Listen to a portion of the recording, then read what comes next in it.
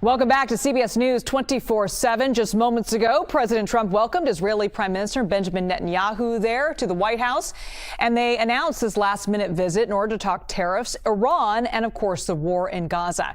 Our very own CBS News correspondent Shanelle Kaul joins us now from the newsroom. Shanelle, you've been following this story. What can we expect today?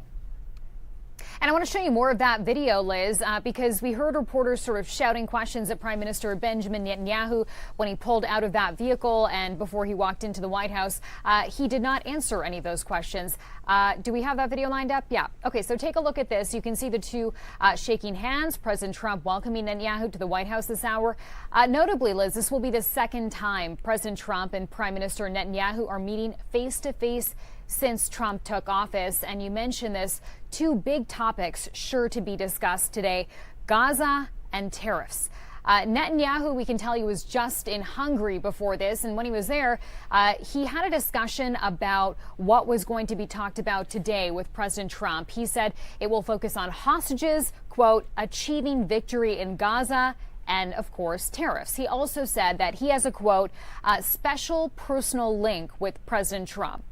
Also want to mention the two were meant to hold a joint press conference in the East Room this afternoon. We are now being told that press conference has been called off. All right, CBS News correspondent Shanelle Kaul, thank you so much for that update. All right, let's bring in CBS News national security contributor Sam Vinograd.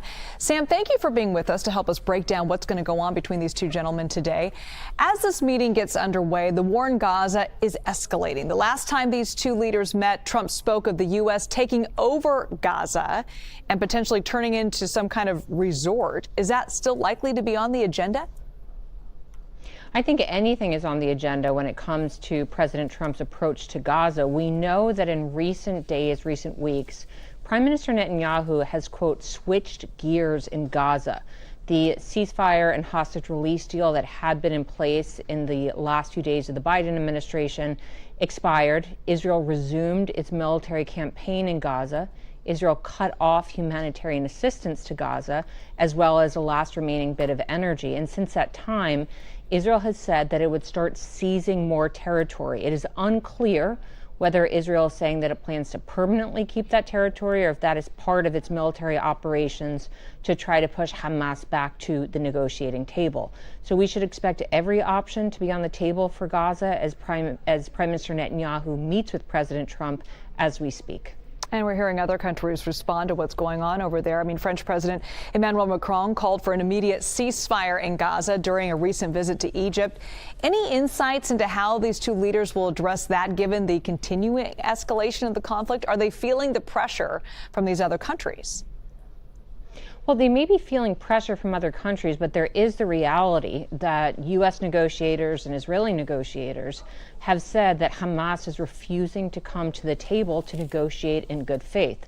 So while there is certainly a lot of very necessary attention on Israel's offensive in Gaza and the horrific conditions on the ground, it also remains the case that Hamas has failed, according to the United States and Israel, to come to the table in a meaningful way to negotiate for the final release of hostages and for some sort of framework to end this war. Now, there are sticking points between the sides that Hamas is saying are the reasons why they have not come back to the table, including Israel's insistence that Hamas leave governing Gaza to some other party. And Hamas has said that that is a non-negotiable from their perspective.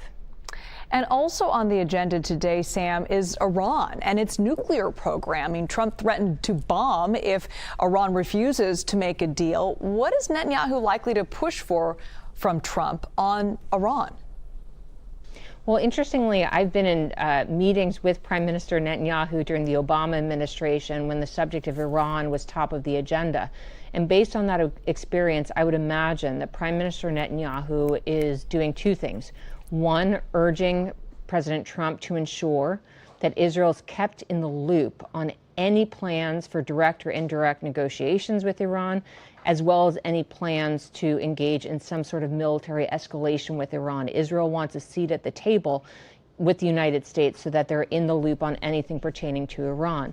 Concurrently, in my experience, Prime Minister Netanyahu is going to ensure that the Trump administration understands the existential threat that Iran poses to the state of Israel, and that the United States will not allow Iran to continue indefinitely marching towards a nuclear weapon. Those are the two tracks that Prime Minister Netanyahu used to raise during the Obama administration when we were discussing Iran. One last question. I want to talk a little bit about the relationship between Israel and the U.S. because we just saw these recent tariffs that Trump imposed on Israel, the 17% tariffs. Is that going to impact at all their conversations today and our relationship with Israel? I would imagine that we will reach some kind of deal with Israel. The United States has had a free trade agreement with Israel for 40 years that covers, I believe, about 98% of bilateral trade between the two countries. Prime Minister Netanyahu met with Secretary of Commerce Howard Lutnick yesterday and is likely working to hammer out relief from that 70% tariff rate in light of the I believe it's about $7 billion or so trade deficit that the United States has with Israel. So I would expect some sort of trade deal to be put on the table, and I do not imagine that the announcement of the 17% tariffs going into effect on April 9th will meaningfully change the very close relationship between President Trump and Prime Minister Netanyahu. All right. Thank you so much. CBS News security contributor Sam Vinograd. Always great to see you, Sam.